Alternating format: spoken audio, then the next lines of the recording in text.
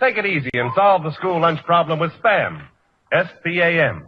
こんにちは、タイガークローラジオ。You are listening now.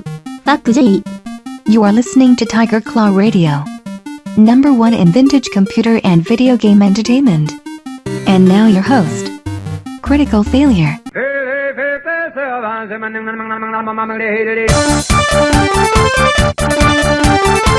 Oh yes. Yes, friends. It's Tiger Claw Radio. This is episode 238. 238? No, not at all. It's 258. I'm sorry. So let me get this straight. 2 weeks ago, we were on for 8 hours and 11 minutes and 43 seconds. Then last week, it was an hour and 41 minutes. That's two enormous podcasts back to back. This one, I'd like to say it's going to be short and sweet, just the way I like it. But actually, I got some really, I had a lot to say over the week. So I got some good Vancasting. And I think as far as comments are concerned, we might be a little bit on the light side just because of the sheer mass of audio that's come out. But I mean, we had the Halloween occur in the last week. So there was some good stuff to go over in terms of Halloween. And in addition to that, the music has been, it's been a bit of an explosion finding new music over this past week. We're going to have music from Boba Sweat. It's called the Juicy EP, which is going to be some top tier chip tunes off of this little, I believe it's a 6-track. Give me a second, I'm going to pop this thing open right now. Yeah, we're looking at 6 tracks, and this is a free download. This you can head over to Bandcamp and get this album whenever you feel like it. All right, boys and girls, you're listening to Tiger Claw Radio. Let's get this show on the road.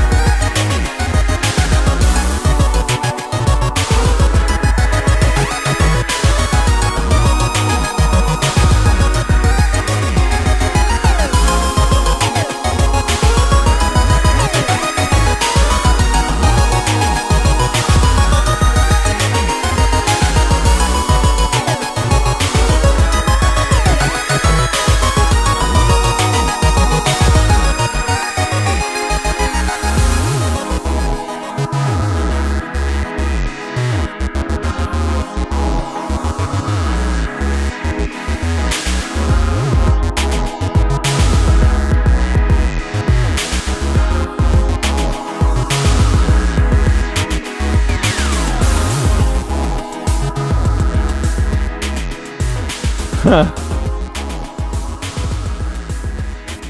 just want to make sure I get this right. That track is called Mike Dexter's Yearbook Picture. I guess you would call that a fake bit album, because I can't pick. It's clearly there's some synth keys, some generic synth mixed in with some what's supposed to sound like an old sound chip. I think fake bit is not a great term. It's the term they used to use on the 8-Bit Collective, but I think it has a bit of a negative connotation, whereas the tracks that are made with it, fake bit tracks, are great. I mean, technically, early Starship Amazing was fake bit, and I think that was their finest material, if you ask me. All right, so here's a question for you. What would old CF, your pal here, sound like minus 1 week if we were to go back in time? Well, I'll tell you what I'd sound like.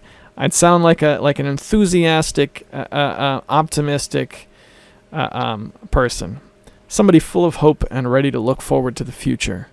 In fact, let's go back in time right now and see what that would be like on the Vancast here on Tiger Claw Radio. Alright, what's going on, everybody? It's the Vancast. Oh yeah, it's Monday afternoon. That's right, I did my day at work already. I'm on my way home. Oh yeah, and you'll never guess what happened today. It just so happens today is October 29th. And it's the day that these Steam sales come out for Halloween, right? I say it all the time. This time of year, there's 3 major Steam sales, one month apart, and this is the first one, so this is Halloween. So I took a quick look. I haven't bought anything yet, but one thing that I think is amazing is that the Friday the 13th video game is $6.99. This is a $40 game with a historic low of, I think, $20, maybe $10. I got it for $20, and I felt like I did okay. So I'm excited because I got some friends who don't have it. I think I could possibly even put up a little money and make sure I can get it for at least one other person, because that is such a cool game. It's such a cool game, but none of my friends jumped on the boat, so I could only really play with the other people who just happen to own it. It's good times. Beyond that, though, there's a lot of things on Steam I would get, but not a whole lot I saw on sale, where the sale would push me over the edge. For example, I'm really interested in the Capcom Beat 'em Up compilation, or the Capcom Beat 'em Up collection. I might get that at full price anyway, especially with MagFest just around the corner. And I usually bring my computer to MagFest, so to be able to play those in the hotel room, live with the gang, I think might be fun. But that isn't discounted at all, and neither is the Street Fighter collection, which also looks really interesting. I mean, there's a number of things I would get on Steam, but the discounts, I mean, there's a few titles, but this is the first one. We still have Thanksgiving, and we still have we've still got Christmas just around the corner. And apart from that, I've had a lot of video game interests outside of Steam. Oh, I would like to point out that I do really want to get Shadow Warrior. I'll probably get that. That's $10. So I might take that plunge. I don't know. We'll have to see. But yeah, so I just got to look through all that for the first time. Now, to be fair, that was the only site I looked at. And whenever Steam has a major sale like that, usually its competitors follow suit. So, you gotta check GOG. Oh, hang on a second, drive time. You've got to check GOG and some of the other sites. I think I even got an email about GOG, and they've got the Hugo's House of Horrors series on sale for $1.50. I might get those. I liked Hugo's House of Horrors when I was a kid. I played through 1 and 3. I never got to play the second one, I don't think. So that might be fun to have. That's another, there's very few MS-DOS games left that I remember that are still not on GOG. There's a couple, but Hugo's House of Horrors is one I remember very well, but I still haven't picked up yet. So that might be a good choice for me. Alright, well, I'm going to keep this one short and sweet, because there's not a whole lot else to talk about apart from the Steam sale as of right now. If I were back home and I were able to play video games, because that's the thing, I'm usually driving to work, and it's like, well, if I didn't have to go to work and I could just go home, what would I play? The reality is, I'm going home right now, and it's not like I'm going to be able to dive into video games, because I got Cub Scouts tonight, and I got all kinds of responsibility. But let's just say I was able to just get rid of all that responsibility for one night. What would I play? Well, right now, I think what I'd do is I would fire up the Sega Saturn, and I would play Need for Speed, but I would turn the music off, turn off the background music, and replace it with just like vaporwave albums from my computer, because that's what I've been into right now, is games I can play while listening to vaporwave. I think Need for Speed might be a good one, especially since I've been huge into pachinko lately, and I got a bunch of pachinko games on the NES and on the original Game Boy, but they're technologically they're pretty old. So I wanted to get some of the Sega Saturn pachinko games, right? But I need to get the Action 52 in order to do that. I need to be able to play. I gotta be able to play those imports. You know what I'm saying? I don't have import access yet. That's something I put off, and now I'm regretting it. So I would fire up the Sega Saturn, just play it again. Dust out the cobwebs. Play some Virtua Fighter 2. Man, there was like a week where it was like Virtua Fighter 2. Not for long, just for like a quick minute, but little Virtua Fighter 2. Hang on a second. I wanted to play through Myst. I've got a really good copy of Myst, but I don't know. It was a little on the slow side. I just never really made it happen. Yeah, so just get that out again. Play some of those games again. I managed to get. I bought a few Sega Saturn games in a relatively short amount of time, and with the understanding that a lot of the greats on the Sega Saturn are just unbelievably expensive, I was able to get a few of the outliers, a few of the cheap games, just to fire up the system, just to make sure that I can power it on and play it and have a good time. I don't even have a second controller yet. So if I could play games tonight, I'd fire up that Saturn and just see, if nothing else, play it long enough to see what's the next thing I need to get. What is my Sega Saturn missing? Because you could answer that question with a good number of things. I also need a second controller. I need that action replay, and I need some other games too. All right, boys and girls. Wow, we did 7 minutes. I didn't think I was going to make it last that long. All right, I will see you guys back in the studio. To be honest, I don't remember. I guess I do now, but I'd forgotten that I did that in the afternoon. It was a little different. All right, well, let's do this. Let's hear another track from Boba Sweat, because I think this is a sweet album. Next track we're going to hear is going to be the lead-off track, and this is called Moby Dick Cheney. Oh, boy. These kids and their song titles. Get yourself a copy. You're listening to Tiger Claw Radio.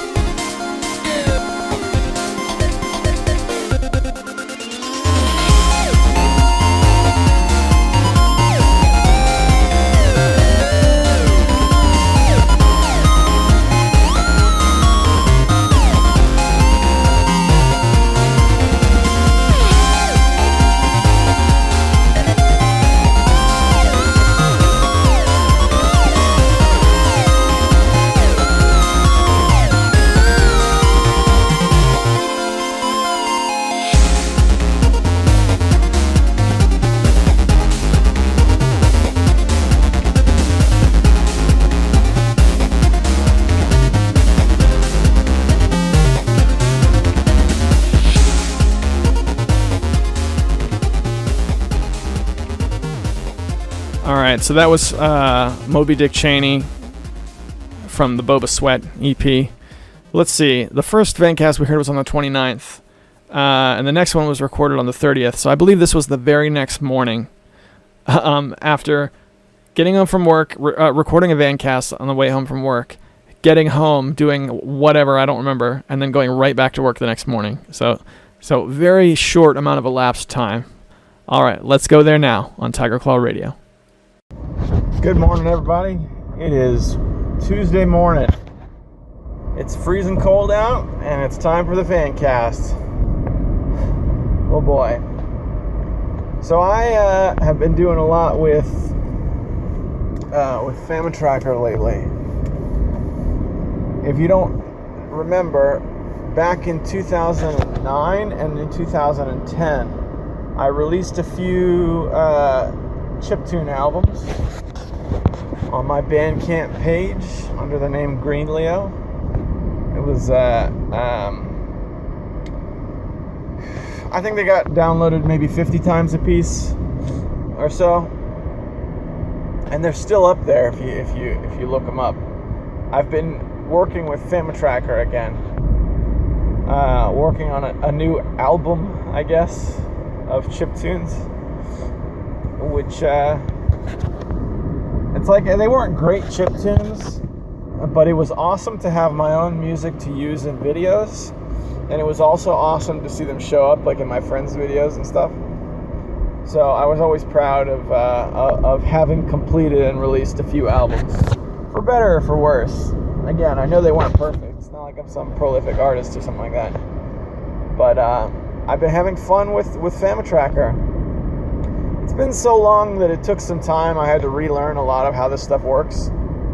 But I have probably 5 viable tracks on Famine Tracker, and then I've got another program on my phone that I'm using a little bit, trying a few different things. Like, I'd like it to be a bunch of songs like made from different places that have different sounds to them, as opposed to this is a Famine Tracker album where all the songs sound the same. But yeah, that's coming along nicely. I don't really have like a release date or anything like that, except that there's some new chiptune music on the works from yours truly. It's been I've been not just making chiptunes, but just into like listening to and discovering new music as a whole. Cruising around Bandcamp, which has been fun. I've again, I mean, I opened my Bandcamp page in 2009, but this is really the first time I've went out and discovered new music through it and stuff like that. So I got into a lot of vaporwave and synthwave and stuff like that, which is pretty fun. Vaporwave is like, how can I put this? I can tell that there's a lot of albums out there with very low amount of effort. Like, there's a record label called DMT Tapes that releases a new album twice a week. And they sound about like what you would think from a record label that releases an album twice a week, all for free. So, you know, it's nice to find something else, since apparently 8-Bit Peoples is not releasing albums anymore. Pterodactyl Squad isn't releasing albums anymore. They used to release an album every month or so. You guys remember that? This happened since the reboot. I would go to Pterodactyl Squad and I would get the new album, and then I would play that album on TCR for like a couple weeks at a time. They haven't released an album. Pterodactyl Squad probably hasn't released an album in like 7 or 8 months. Alright, hang on a second. Grab time. Alright, I think we're good. So yeah.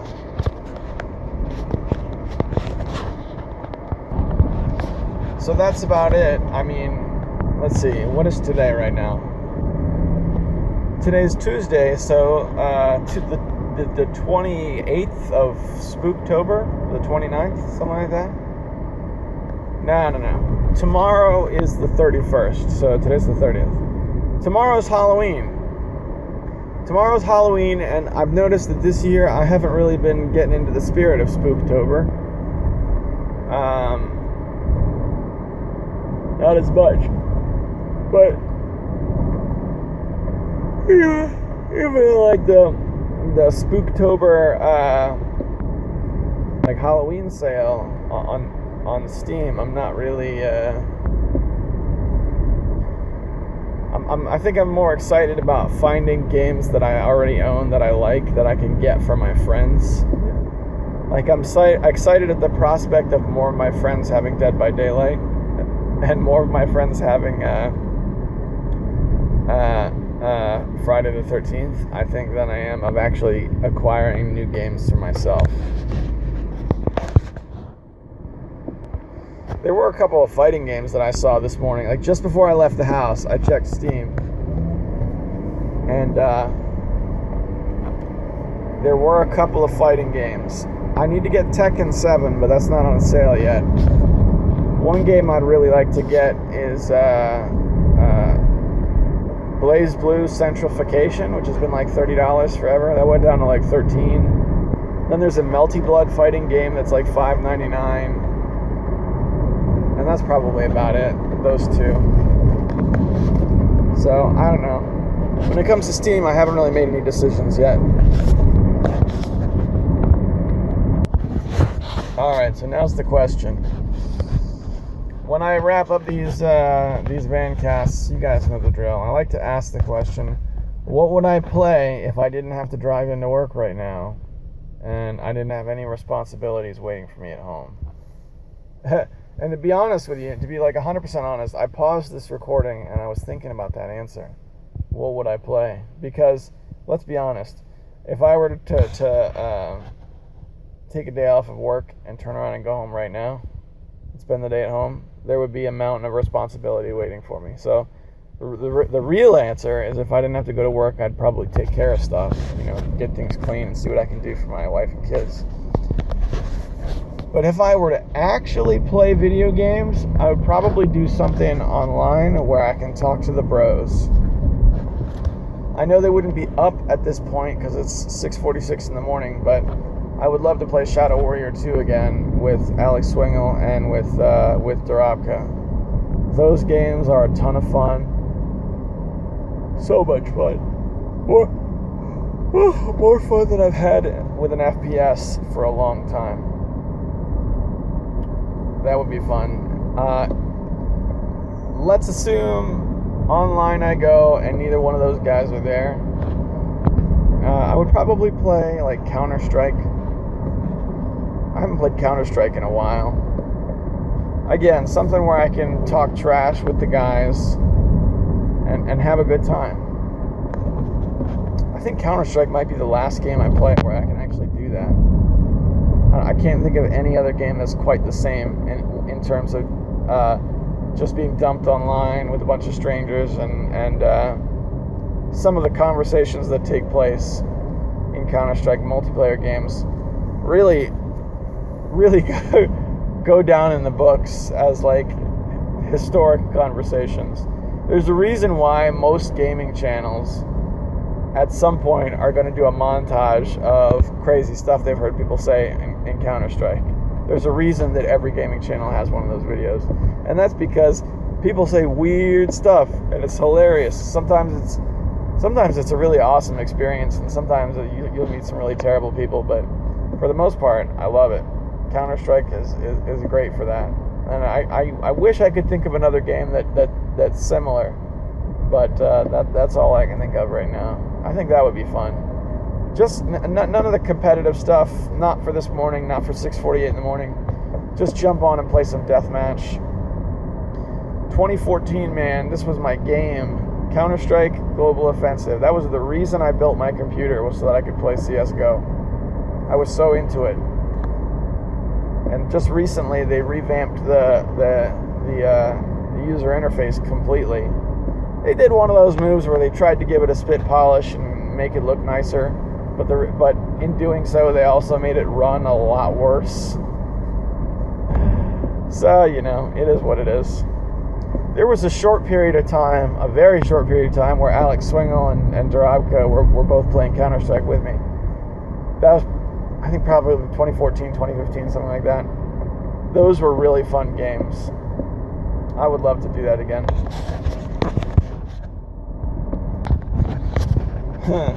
Alright, so I just paused the recording for a second, and I got stopped behind a school bus that was picking up kids right in front of a school. And I think when that happened, an irony hole was torn in the fabric of space and time. Weird experience, man. I guess that school was a private school, and it must be a public school bus. So these kids are walking out in the morning in the freezing cold, and they're standing there in the corner, like maybe 100 feet away from a school, waiting for their bus to be taken to another school. That must suck, man. Being a kid is hard. It's really hard, because all the grown-ups just expect you to deal. You know what I'm saying? I was watching some video of, like, I don't know what grade it was, but it was like a middle school teacher that was just flipping out on kids in his classroom. And it wasn't like the kind of video that would spark a controversy, because he didn't like hit anybody and he didn't like use any bad words or anything like that. But I just clearly remember grown-ups just flipping out on me for seemingly nothing, looking back as probably like the not enough income, or maybe the fact that I was a bad student was creating extra work for the teacher. It's like, why are you yelling right now? Just relax.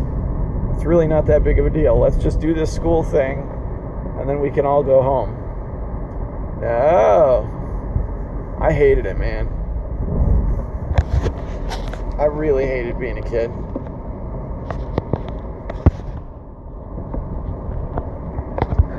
One thing I remember is that when I was in middle school, we had this gym teacher, and I can't remember his name,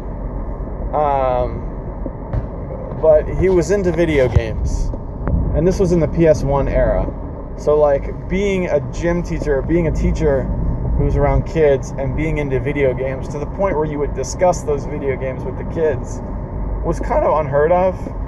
I mean, it wasn't like a taboo thing, but I had never really experienced that before or after that. To put it in perspective, Metal Gear Solid was a brand new game. I think Metal Gear Solid had come out for the first time, like, maybe the year before or something, because I remember I had played it through a bunch of times. And the gym teacher had just got it, and he was playing it in small chunks. And I remember him asking questions about it. Specifically, where do you get the sniper rifle? I had like 2 or 3 gym classes where he's like, I don't know where the sniper rifle is. And I finally told him, hey, it's back in that room. Get the thing on the door. He's like, oh man, I gotta walk all the way back there? Yep. And so those were fun times, talking to him about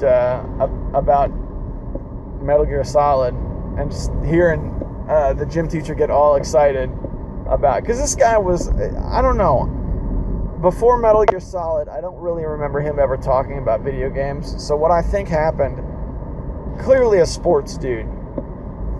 I think like just the fact that Metal Gear Solid was the hot game at the time, that kind of drew him in a little bit, because he played that, and then immediately after Metal Gear Solid, once that game was all finished and done with, he moved on to the original Silent Hill. Silent Hill 2 hadn't come out yet. This was the original Silent Hill when it was brand new. And we talked about that for like a couple of days, and he was telling me his progress. And he described a part of the game. Now, mind you, I had played the original Silent Hill. I didn't beat it, but I played it for several hours. I knew quite a bit into the game. And he got to a part towards the beginning where you're walking around in what seems like an elementary school, and you're being attacked by like these shadow devil children. It's pretty neat stuff. It's a great game. But he was like, nah, man, I'm done. I'm done with video games altogether. That really freaked him out. And that was the last I'd ever heard of the gym teacher talking about video games. And I hadn't thought about him in like a long time. He was pretty freaked out by the original Silent Hill. A low polygon count game by today's standards. Man, I wouldn't mind playing that again. The original, the OG Silent Hill. I've tried multiple times to get through to try and get through Silent Hill 2. But I haven't played the original Silent Hill, I don't think, since it was new. I don't think I ever went back to it. That would be fun. Well, alright. I'm getting ready to turn on a busy road, and I'm going to go ahead and get off here for safety's sake. I will see you guys back in the studio. Take care. I had this idea a couple weeks back to put together a supporters-only special feature. I was going to get all the chip tunes together, all the music that we play here on Tiger Claw Radio, and I was going to release like a TCR review episode. And we'll do that every couple of months, something like that. That way, if you really dig the chip tunes that are being played, you've got like a mixtape with very minimal discussion. Just hear the tracks, here's the songs you're listening to, up, and away. And the way I'm doing this is I got a little folder called TCR Review. It's right on my desktop, and as the songs get played, they get dropped in this folder. So I'm looking at it now, and last week's music hasn't made it in yet because I forgot to do it as I was doing it. Hang on a second. Whoa, my computer. Whoa, everything just shut down on me for a second there. Good old Windows 10. It just had a hemorrhage. All right, can we open TCR Review, please? Thank you. 15 items. Now, I don't know what that translates to in terms of minutes, but I'm going over the music playlist from the last 4 or 5 weeks or so, and I'm seeing, let's see, Puke 40, the last Battle of the Bits release. I'm seeing stuff from that synthwave workout album. I'm seeing stuff from my classic extinct MP3s from the old 8-Bit Collective. This here, when this comes out, this is going to be a hot chiptunes mixtape. Let me tell you what. This is going to be the kind of thing. It's like the Kill Your Mind series that I used to make. When it comes out, I'll probably download this and listen to it myself, just because this chiptune playlist is going to be that good. All right, and with that, boys and girls, I want to take a minute to thank the people who gave of their resources to bring TCR back week after week after week after week after week. These guys, I wish I could give them more. I give them some early access to the podcasts. I give them some supporter exclusive content like the upcoming TCR review chiptune list. And I also read their names off in a hall of distinguished gentlemen. They are Hemrock, James, Sendu, Tecmo Balls, Durabka, and the Cartridge Brothers. I want you guys to know that you are the driving force that's keeping TCR alive and keeping me not just alive, coming back week after week, but keeping me at the drawing board, trying to come up with new things and new ways that we can have some fun. So thanks for supporting. I really appreciate it. I can't possibly state the impact that it's making. All right. And with that, there's only one place left to go. We got to go back to the van. We got to get this done. We're already 37 minutes in. I got 2 more Vancasts left to play. Holy moly. All right, boys and girls, you're listening to Tiger Claw Radio. Let's go. It's the Vancast. It is Thursday morning. It's the day after Halloween. Halloween just came and went. And I did the Steam sales, acquired some new games, a little bit of everything, this, that, here and there. Let's see, I got about 6 games, and I can't remember what they all were off the top of my head, but the highlights were, I did pick up the original Shadow Warrior remake from 2013. That was $10. I feel like if I held off longer, I could have got it for cheaper, but I just wanted to go ahead and get it.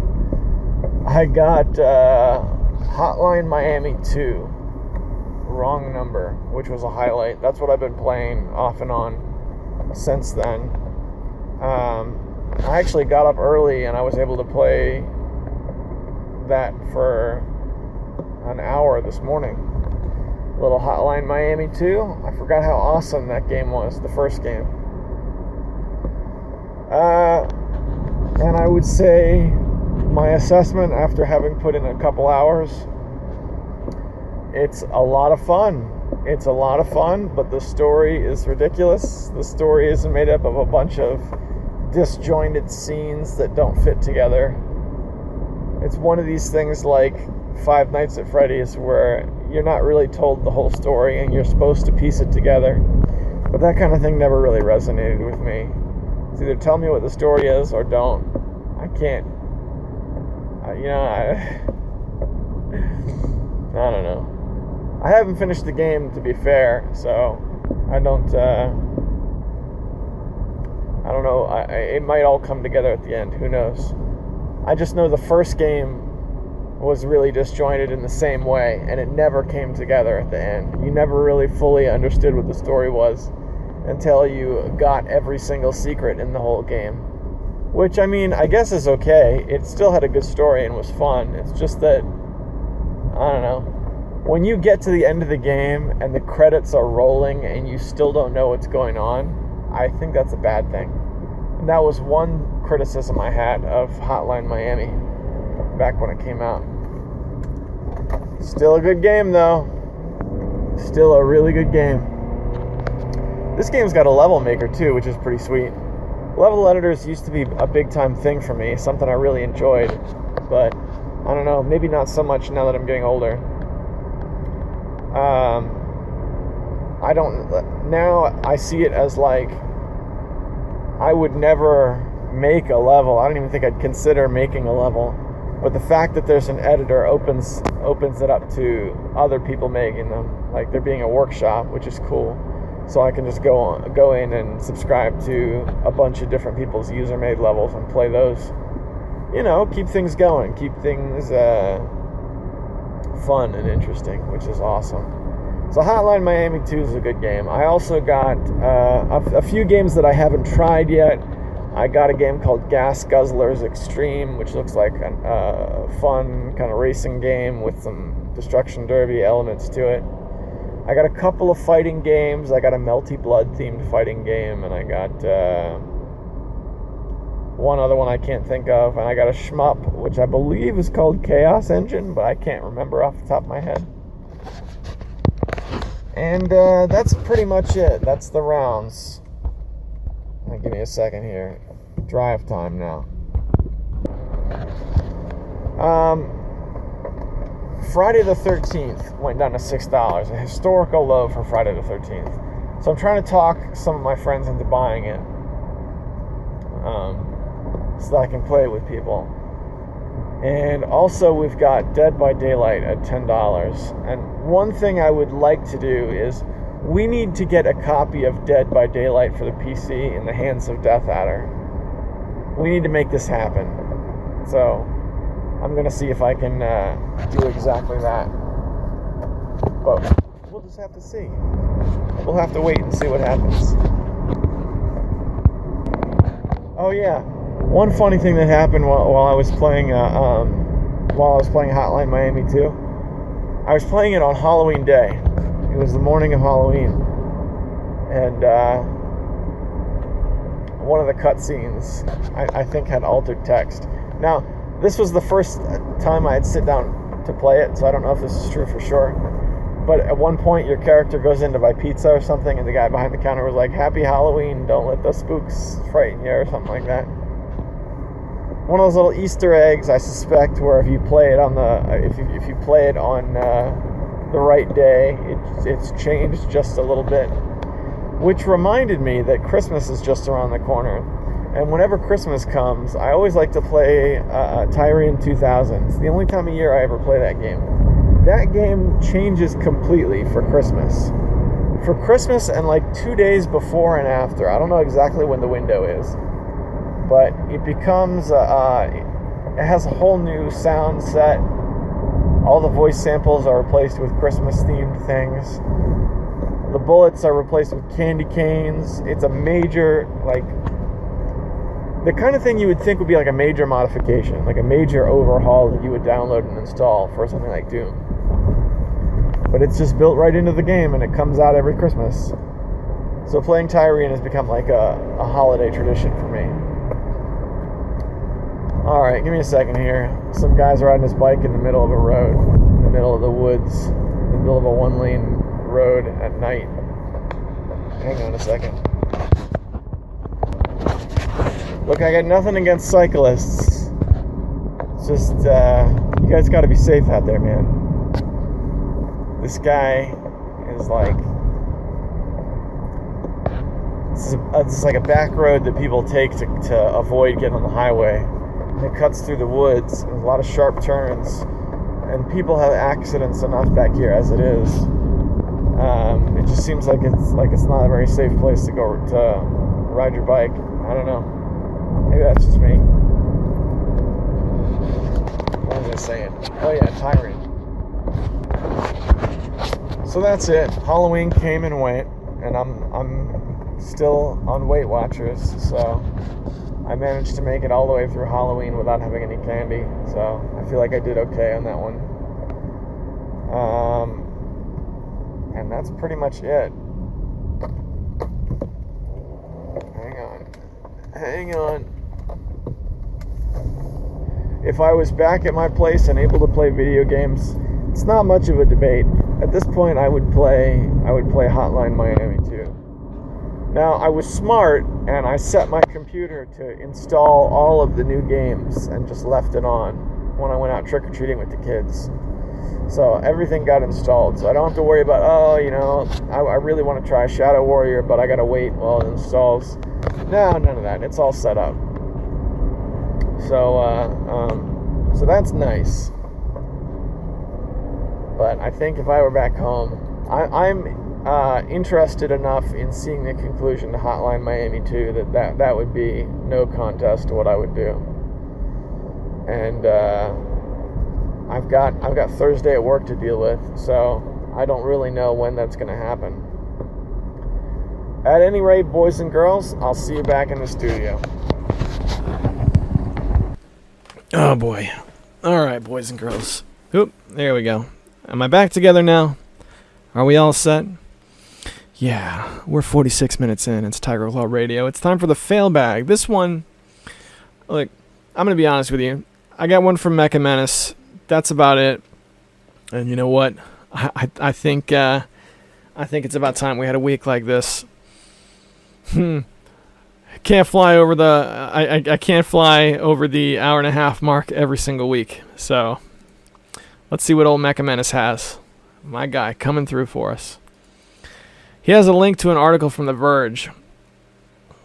And let's see. The headline of the article is finally proof that the Kool-Aid Man could actually break through a wall. Yeah. So the link to that article is going to be in the description or in the comment section of last week's episode. But before I read it, something I noticed is that, excuse me, some of these comments are being hidden by default, and I can't necessarily tell you what's doing it. At first, I thought it was comments that used cuss words, but this is just a comment. There's no cuss words in anything here. And what happens is, if you look at last week, it says you got one comment. There's one comment here, but it doesn't show any comments. So what you have to do is change the way it's sorted. Comments by default are sorted by the top comments. You got to switch that to say newest first. And then that removes the weird filter that it places on it. So let's see what Mecha Menace has to say. He writes, there has been a sketch where the Kool-Aid Man yells, "Oh yeah!" And then you hear shattering glass as the camera pans up. Wait. I read that all wrong. Man. Has there been a sketch where the Kool-Aid Man yells, "Oh yeah!" And then you hear shattering glass as the camera pans over to a brick wall? it seems like the kind of short 1 to 3 second bit that would appear in a Family Guy episode. You know what? I know that the Kool-Aid Man has been ragged on for similar things. The whole idea of let's make fun of the Kool-Aid Man breaking through the wall. That's not new. I think Dane Cook had an extended bit about the Kool-Aid Man breaking through the wall and then like cement dust and bricks being in the Kool-Aid and stuff. I remember that, and that probably came out in like 2004 or something, back when Dane Cook was like on the top of his game. But beyond that, I mean, I've only seen a handful of episodes of Family Guy, so I couldn't tell you what they have and haven't made fun of. And that's it. That's the fail bag for TCR. Thanks for writing in, man. You have saved the day. Let's let everybody catch up on their TCR, do what they got to do. We'll reconvene next week. See if we can get some more stuff. Let's see. We're coming at what? 49 minutes. Let's see if I have anything fun. Give me a second here. I'm gonna pop open my the old Bandcamp. Bandcamperoonie. We're gonna see if we can find something a little bit different to play us out with. All right, I think we got time for a short one. All right, so the album is called Dirty Odyssey, and this is from V Tomo. That's the artist, and she is a moderator over on Making Vaporwave, the subreddit. So this cropped up. I came across this album on my own, just searching through random albums on Bandcamp, and then I saw it again on the October Vaporwave thread. And I made some comments about it, and she was kind enough to give me a download code, which is pretty sweet. So this is a pretty good album. It runs 58 minutes. Just going to play a quick track off of it. Now, here's the thing. A 58-minute album of Vaporwave, I think, albums that long tend to have issues with, everything sounds the same. But this one, I think, did a really good job making sure that it sounds varied and interesting, and I think it's a good album. And this past week, she released a cassette that you can buy from. I wish I could remember the record label. You'd have to look it up. But this is V Tomo off of the album Dirty Odyssey, and the album is a free download if you look it up. So all right, this is going to be. I think this. What is the name of the song here? AV Idol. I think this is the grittiest of the tracks on this album.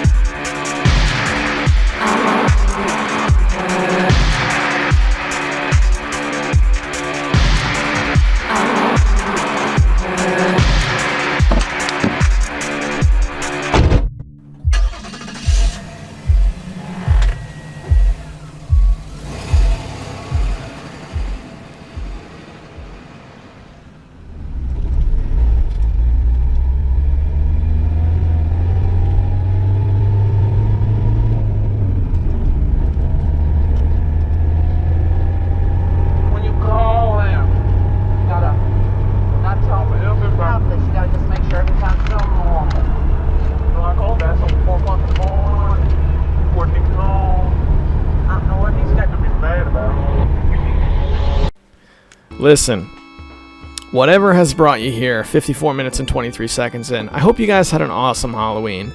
Special thanks to Mecha Menace for being the only person to write in this week. Thanks for saving the fail bag.